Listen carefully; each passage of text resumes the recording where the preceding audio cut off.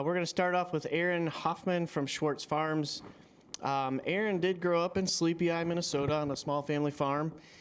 Graduated from high school there and then went on to SDSU where he graduated in 1997 with a degree in wildlife and fishery.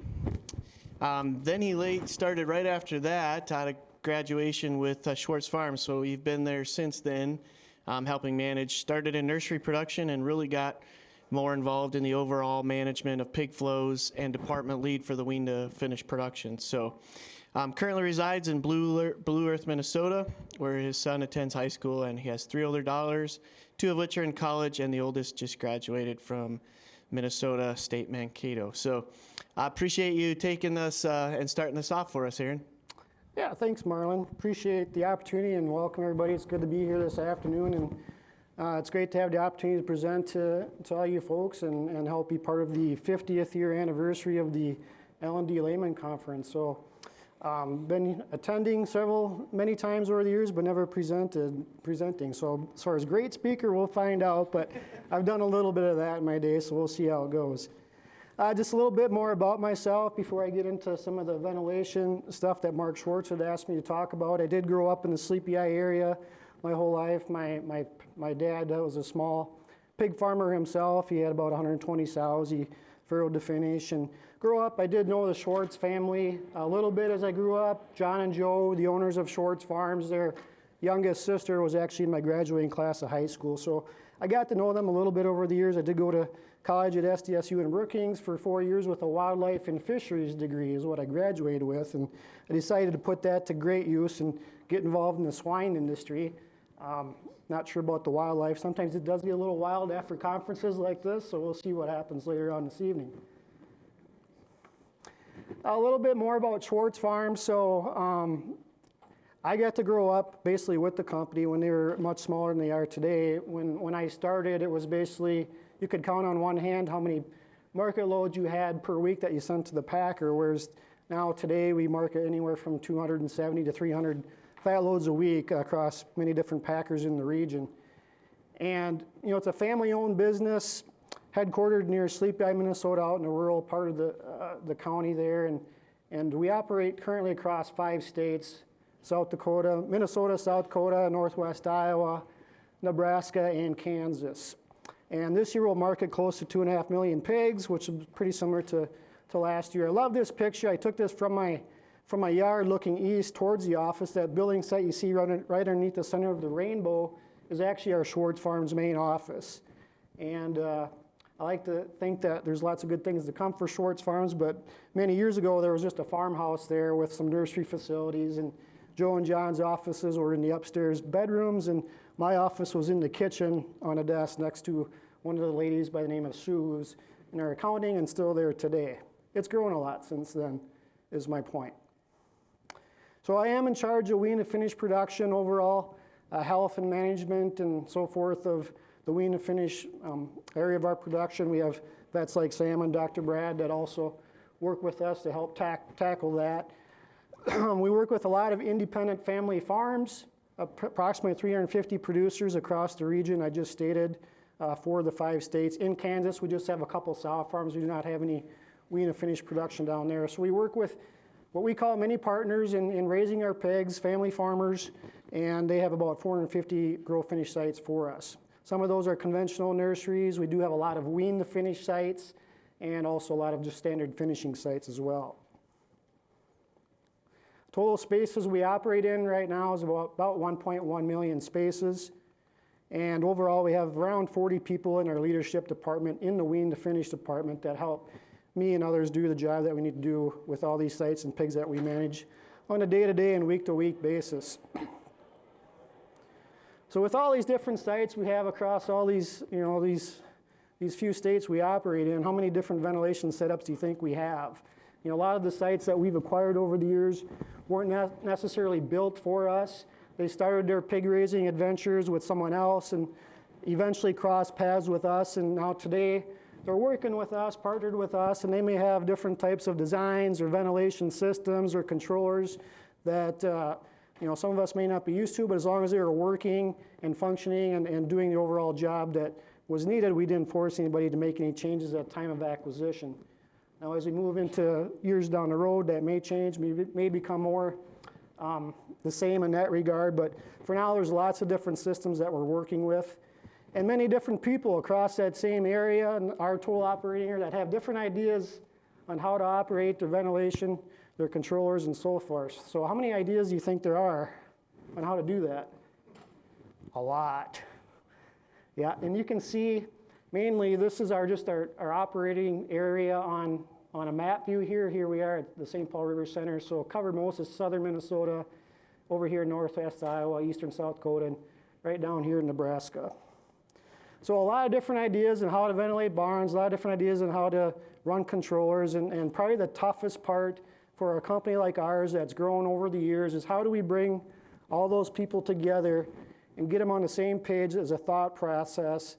How do we set these controllers up? How do we stage them? What are we looking for? What's our priorities as far as ventilation? And getting that from us folks that may meet in the office and talk about these things out to the field to everyone that has to deal with these controllers and systems every day. Before I get into a little bit more of that, just a little bit on some of the changes over the years. It's been talked about a little bit today, but you know, we used to raise some pigs outside. I mentioned my dad had a small farm, and we gestated our sows outside. We fed them on this concrete slab, you know, put in corn stalk bales to help keep them warm in the wintertime, and now we've moved to pretty much everything's climate controlled, right? And then through genetic selection for continuous improvement, we've seen pigs really improve as far as feed efficiency, rate of gain. I've seen gains within our system that I've never seen before, and I've been here a long time. The same with efficiency. Mortality is something that's been talked about we need to continue to work on. We're not there where we want to be with that category either. But we also have nutritionists. We have our own in-house nutritionist that also works quite hard on testing and developing diets to help optimize genetic potential of these pigs that we do feed. And so we have all these things with genetic selection, nutrition. What about air? So feed, water, and air is something the vets that have taught me over the years that are three most important things for raising pigs, making sure we got the right feed, the water, and then also the air and air quality. So that is my focus for today. What can we do when it comes to air and making sure we're providing the correct environment for our pigs? So some of the challenges and pitfalls that I'm going to just briefly talk about here today are team alignment, which I just kind of introduced here just a second ago, getting everybody on the same page. Just the functionality of some of the equipment that you do have in place, is it actually working or not? Do you have people following through and checking up on those things? What's your overall structure of your facilities looking like? Heaters, mainly there, I'm going to talk about staging of heaters compared to your overall ventilation and cooling systems and how they sometimes can battle each other. Brooders comes into that category as well. An understanding of minimum ventilation, how to manage that. I think people sometimes fail to understand what needs to happen with minimum ventilation as pigs grow. Ceiling inlets, maybe something that gets largely ignored from time to time in certain facilities. And also ventilation staging, how we want to see fan stage and ramped up as we go into those cooling systems.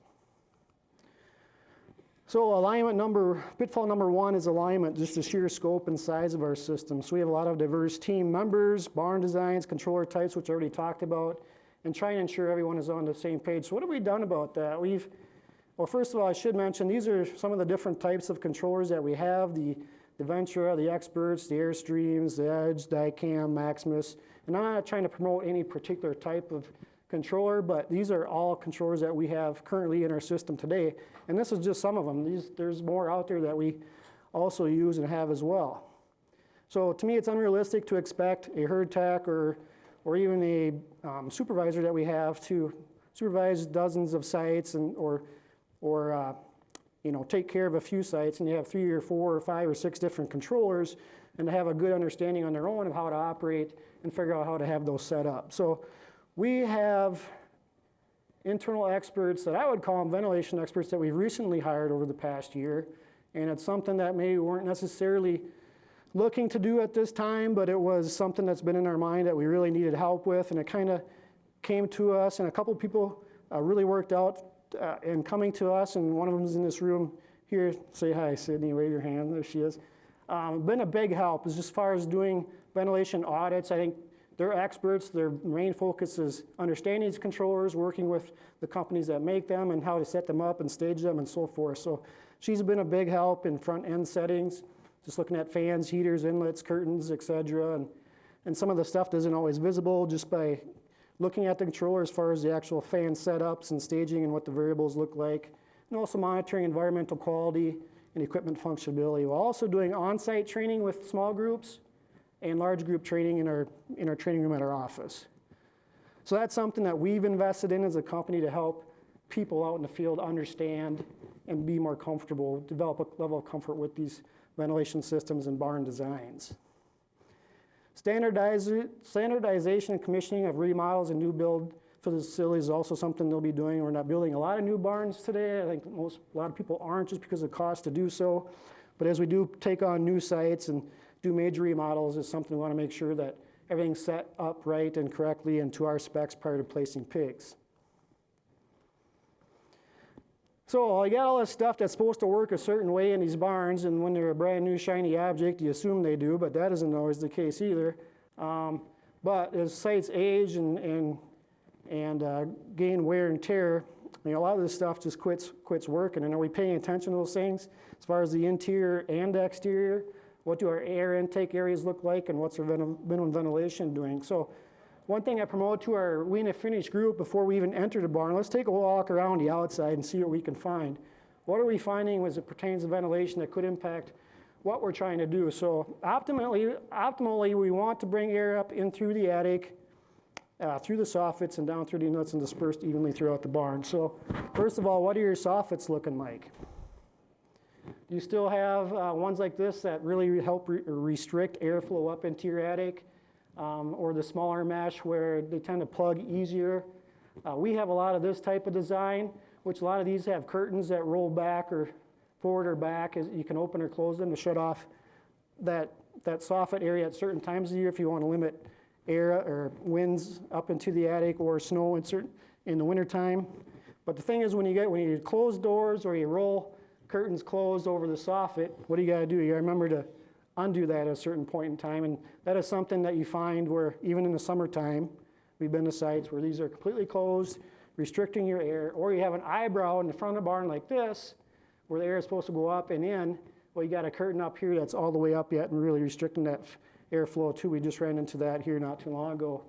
Same with this here. It's just a different type of curtain that rolls across the bottom of the eyebrow instead of up into the attic that needs to be open and closed. So the main thing with the soffits as you go and we'll take a look at them, are they open? Are you allowing the air flow into your attic that is required at that particular time?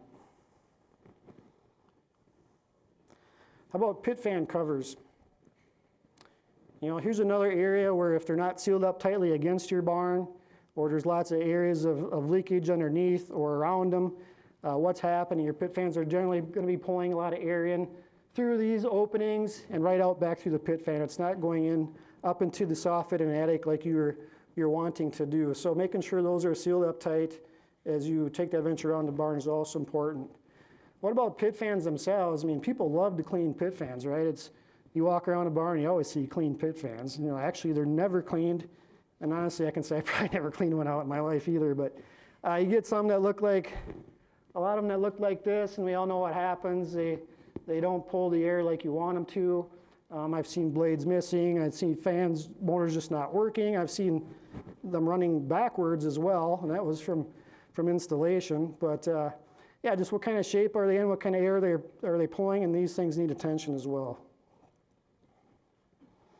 One thing with minimum ventilation with pit fans is you should at least know which fans are supposed to be running on minimum ventilation. So when you do take a walk around or even just a drive around, especially in cooler weather, you can see through the steam coming out what's running and what's not. And if you only have one out of your two running, it's pretty easy to identify, and you're not providing the minimum ventilation that is required at the time if they aren't functioning properly.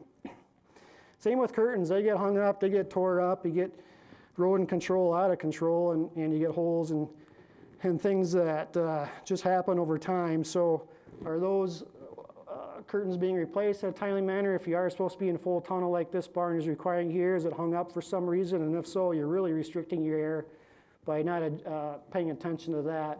Here we got a curtain that's in such bad shape, they decided to put a piece of plywood in there to help cover up a hole. And then here you just create dead spots and corners and so forth when you're not allowing that curtain to drop all the way like it should be. How about other leak points? Anytime you see daylight when you're in a barn in areas you shouldn't be, that's a potential leak point of air coming in where you don't want it to. So those are always areas that you can commonly find, whether it's a door that's not sealing properly or flaps of curtain shutters that are missing or broken, that also need to pay attention to as we go into the barn and start taking a look around. A lot of times you see these things just get ignored.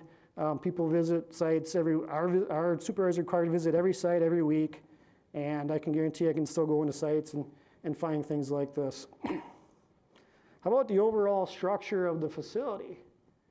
And you take a look at this picture up here. This is some roof steel that probably should have been replaced 10 years ago, and what's happening every time it rains or you get snow melt, it's coming down into the attic. Or you get doors like this that you could probably kick in yourself that should be replaced. You got roof steel over here, ceiling steel that's starting to fall down. And that's one problem we're running into, not necessarily this poor of a condition, but just in general, as sites get older, we have a lot of sites that are approaching 15, 20, 25 years old, where we're getting slats inspected, beams inspected, things like that for the safety and structure, but also just a lot of this general maintenance where people need to start reinvesting in their facilities in order to keep them operating. Otherwise, it's just not a home and an environment that we want to continue our place our pigs. We may as well keep feeding pigs outside if we're going to have barns that look like that. And here's an example. I was trying to get that to play, but this is a ceiling that's completely coated with moisture. Yeah, it looks like a rainforest scenario, and it's an environment that's all wet and sloppy, not something that's conducive to providing an environment that's going to optimize the genetic potential of that pig. So whether it's because of the snow in the attic or poor insulation, lack of insulation hasn't been checked up or added to in years. How about emergency backups? That'd be great. One thing, I'm sure if any one of you have been feeding pigs long enough, you've probably run into a situation like we have where you had a failure of some sort, power went out, controller went out, your backups didn't function properly or weren't adjusted properly or weren't working properly, and you suffered a significant loss. Not something that's fun to deal with, so we do have a guy that we've hired many years ago that his main job is to go around all our sites a couple times a year and audit all this stuff to make sure it's set properly, working properly, whether it's the call-out system, backup, thermostats, curtain power drops, those types of things. And I've been surprised how many curtain drops I've found in the last couple weeks that aren't even hooked up. So trying to prevent those things from happening. You can do everything right and still have something happen, but it helps reduce the risk of that possibility. How about heaters? I think the biggest thing we see with room heaters in barns is set too tight basically to your cooling ventilation system. So for example, your stage 1 pit fans when they start to ramp up. For us at Schwartz Farms, at our set point in a barn, whether it's 75 degrees, let's just say it's 75 degrees, that is a point at which our minimum ventilation starts to speed up, and it just continues from there. We use, for our heat offs, for our heaters, we'll generally set them at 3 degrees below set point to turn on, and then turn off at 2 degrees below set point. That's just how we do it, and I feel like that's enough of a gap to make sure you don't have that overlap from heaters turning off to your pit fans starting to speed up, because people don't understand sometimes that when your heaters turn off, your room continues to warm up for a period of time, maybe a degree or two. So if you got them too tight, where your heaters aren't turning off until set point, or I've even seen it where it's turned off above set point, so you get fans starting to ramp up and your heaters are still running. So what happens when growers notice that happening, they may just turn their heaters off, or they'll make a change and not really sure what they're doing and lower it way down so that your heaters don't even kick on until it's 10 degrees below set point. So you see all kinds of weird things that happen, but that's a big one that Sydney's been running across the lot, just making sure that our heaters are set properly in accordance to what our cooling systems are doing. And that looks differently across different controllers. I mentioned all the different controllers we have already. If you take the Edge, for example, if you want your start temperature for your heaters to be 3 degrees below set point, you set that at a -3. Now, common sense might tell you, okay, I want them to turn off 2 degrees below set point, so I'm going to set this setting at -2. Well, actually, it needs to be set at 1 degree because the way the controller is set up is at 1 degree above the start temperature is where we want that heater to turn off. So if people don't understand that and have that set correctly, that can be a problem for you. And it's different across different, the expert, it's just a temp setting that you plug in so you know exactly right away what your setting is. And then you also have others where you have heater offsets and differentials. So the point is there's just a lot of differences across different controllers.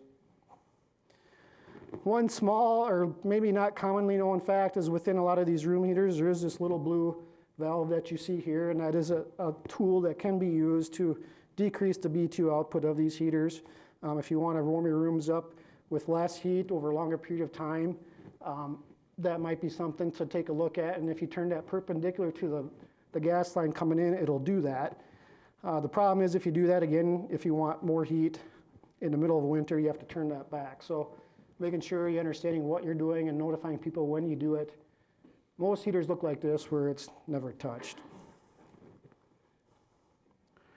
Brooders kind of fall into that same category as heaters. I mean, we use a ton of brooders. We have a lot of wean to finish sites that are slided facilities. We have comfort boards, we call them, or plastic mats that you lay or place underneath the brooders to help capture that warmth and also do some creep feeding on. The whole idea of the brooders is to provide a zone heat for those those pigs at that particular time. And we just provide one brooder for every 2 pens. It's probably not as much as what they actually need, but that's what we're currently doing. But if you don't have those brooders set right as far as height, if you have them too high, they're warming up just much more of the room in general, and you can actually activate some cooling systems if you got too much heat being built up because of your brooders and how they're set. If they're too low, it may be too warm underneath those brooders for those pigs. So we're just trying to provide that zone heat that's the most comfortable for those pigs the first week or two of their weaned life. And they also have to be tied into the probes correctly. We used to use a lot of dial probes that were in the rooms themselves, hooked up to these brooders, and if you didn't have them placed correctly, they weren't even reading the temperature of the brooders, or if they quit working, which happened a lot, the brooders would just run on high B2 output all the time, and you're just throwing a lot of heat that you didn't need to throw.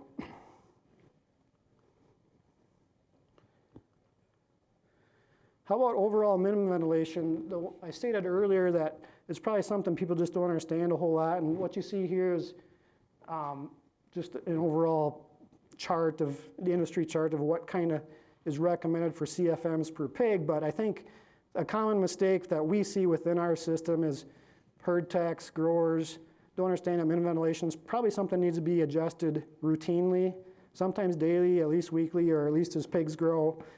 As pigs grow, they require more CFMs per pig, and a lot of times you'll just see them set at, say, 50%, and there it sits the entire time, and it's never touched. So sometimes we got to raise those, and sometimes we got to lower them. People think that, okay, it's a little warm and humid here, I'll just lower the temperature, and I think that'll help improve the ventilation, but really it doesn't. It just cools your barn off a little bit, and then it's back to the same way it was before. So training and educating people on what to do with minimum ventilation, how to adjust that, is something that I've learned and taught myself over time, or Schwartz has taught me, but trying to get that same message out to a lot of people across a wide region is critical. Ceiling inlets, so I talked about the importance earlier of just making sure all our air is coming in through the ceiling, through the soffit into the attic and down through the ceiling when it's in, at least in minimum ventilation mode. So this picture here just kind of shows what you're after when it does come through the inlets. We want a good dispersal across the roof and then circulating as it gets out further, not just dumping on pigs because you don't have enough momentum, or creating too much speed where you're probably pulling more air than you need to, and your heaters are kicking on if you got way too much speed coming through. So controlling that airspeed throughout the barn during ceiling ventilation is important, and inlets need to be calibrated routinely. They're probably getting neglected a lot more than they should too. I'm always usually looking down at pigs, and it's hard for me to see things up because I'm a very short person, but I quit growing when I was about 12 years old, by the way. But anyway, yeah, it's something we need to get in the habit of doing, just looking up and seeing what's happening with their inlets. Here's an example of 3 inlets all in the same room. 2 of them are set about right, and this one's hanging open quite a bit. It's probably a problem just with the individual setting of that inlet, where it just needs to be zoom nutted a little bit and adjusted by hand up there at that current position. Sometimes you come across issues where the whole room is out of whack, where it just needs to be recalibrated. It's calling for those inlets to be maybe 70% open, and you know that because you got a lot of fan stages going, but they're closed tight. So it's something we need to be able to recognize and either recalibrate that, or maybe you got a current machine that's not working, or maybe it's just the settings within your inlet settings on your controller that aren't set properly and need to be tweaked. Final pitfall is stage settings. Just quickly on this one, just making sure, and we've seen a lot of staging not set right within controllers too, where you got stages that are overlapping, or you got too much kicking on at once, or you got too long of a duration where it takes 15 degrees warm up before you're finally maxed out in ventilation, where what you really want to do is be cooling those pigs down.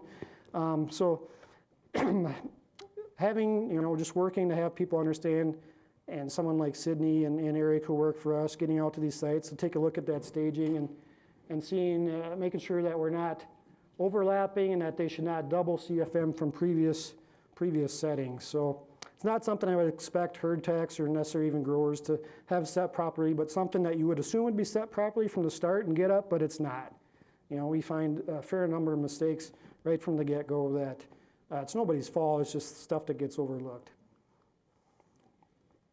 That also looks different in different controllers. So again, getting back to all the different types, and I'd love to have the same controller in every one of our barns, but that's just not the case and probably won't happen in my lifetime, but something to strive for. But in the meantime, we got to work with what we have, and just continued training across these different controllers. And it's been talked about before, but it comes down to the people.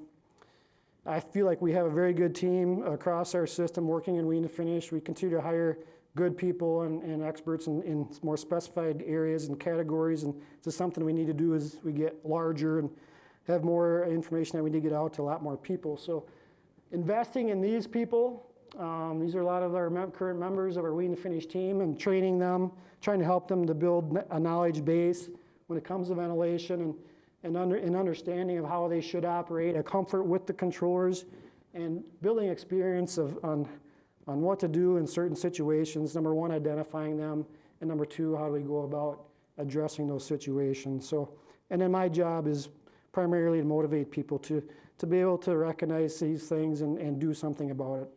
So with that, I want to just a couple thank yous real quick. The Leman Conference for letting me speak here for the first time. I got through without passing out. That was good. Schwartz Farms, who's been good to me since day one, since I started with them back in 1997. Mark Schwartz for the invitation to speak here today. I think I saw him walk in a little bit later. But Dr. Mike Braum, who is an influence of mine over the years and had some input in a few of these slides, along with Sydney Clemish, who waved there briefly, that's also helped with a little bit of this presentation as well. So with that, thank you.